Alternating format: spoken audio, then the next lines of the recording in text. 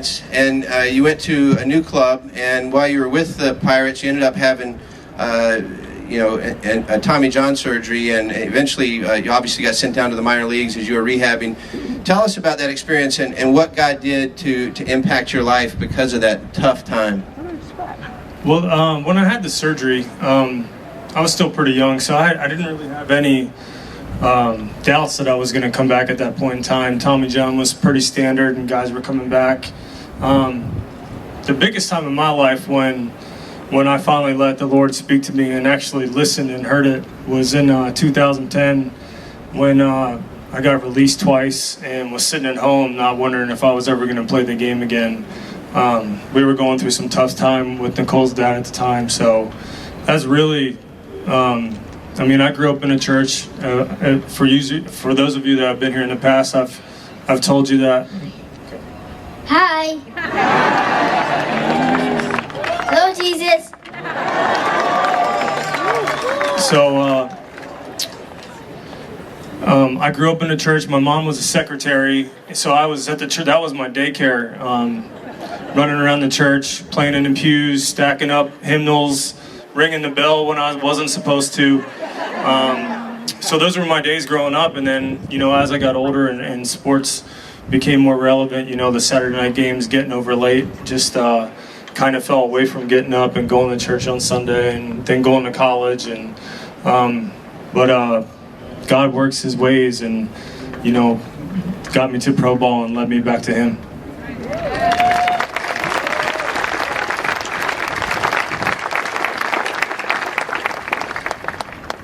Ryan came back to the Giants this year, and he had other options, and really out of interest in this organization and feeling like this is part of his family, he came back. And Ryan, you had not known what the role would be, and yet here you are. And how's God worked in your life this season? As the ups and downs, the changes in role, and how's God keeping you in balance?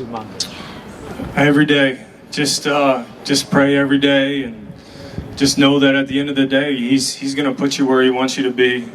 Some days they're not exactly where you want to be, but you have to know that you're right where he wants you.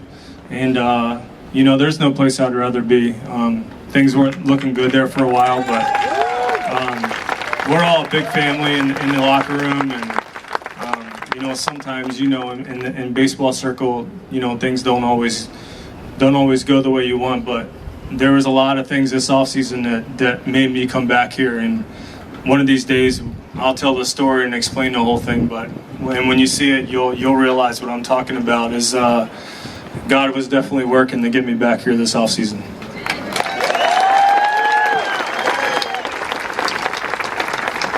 So before I go to Justin, just Nicole, were you okay with him coming back here?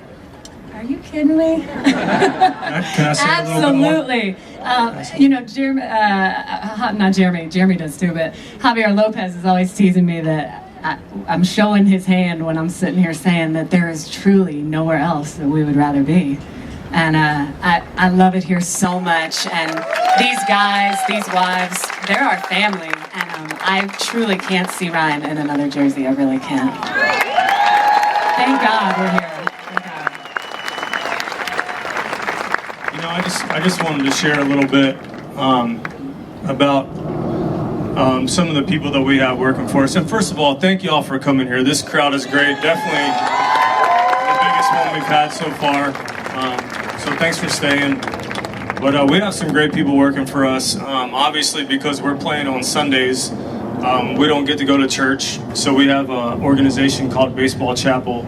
And they're in every major league city. And they come in and give us our church services on Sunday, and there was just one that I want to touch on real quick that really hit me this season. And we were in Colorado, and the pastor brings in a jar of hot stuff, and he says, I'm not bringing this hot stuff because I need to warm up. I brought it because it has a certain smell.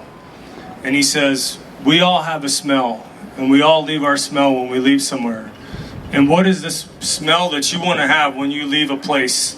And he put it to us, he's like, when you're in a restaurant or you're in a gas station or a convenience store and you leave, what are the people going to think about you when you leave? What was the smell? What was the fragrance that you left? And it really hit me hard, because you guys see me on the baseball field as this super intense competitor, and I get angry and yell and scream, but away from the field, I'm a normal, fun-loving guy that loves God. And He is, I swear. I like to joke around. I like to make fun of Jeremy every once in a while. But it really hit me. I said, what is my smell when I leave somewhere? What do people that don't know that Ryan Vogelsong is a baseball player think about me when I leave a place? And I thought, man, as a Christian, I really need to do a better job of that. And I feel like as Christians, we need to set an example for everyone else. And I hope there's people here today that if you're not a Christian, get a Bible, get some books, start reading, and you'll be surprised some of the miracles that God has done and the things he can do in your life as well.